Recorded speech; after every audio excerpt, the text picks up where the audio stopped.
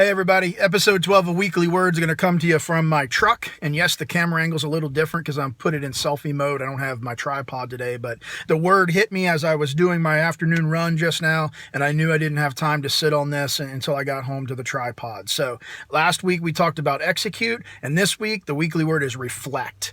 I'm absolutely convinced that this is the most critical piece to executing the plan. When you're going forth and executing, sometimes you have to make sure that you have devised time to reflect against where you were, where you are, and where you're going. So just as critical it is as to having that plan and to executing that plan, reflecting against it and identifying your metric and your benchmarks on where you are right now, as opposed to where you were and where you're going, is just essential to the execution phase.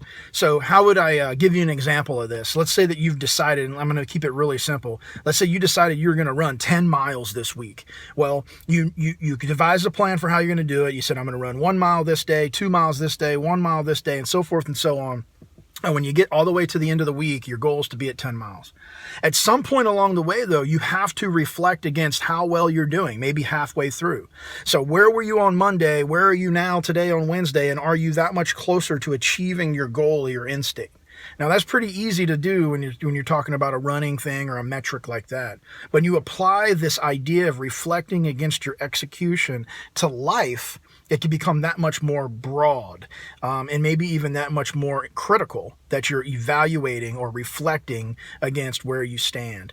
Let's look at life in general. I mean, taking time to actually reflect against where you've been for the past 40 years, where you're at now, and where you're going. That's what I did while I ran today.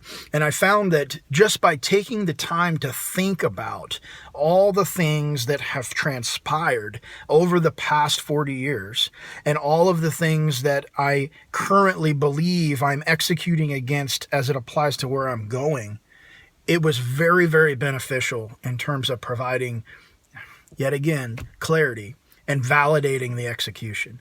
So here in this 12th week, it's pretty neat that reflect is the word, because when I look back at all of the previous 11 weeks, reflecting is what I'm doing, and reflecting against how well I'm rising above and how well I'm cherishing and how well I'm executing is the glue that really is holding execution together.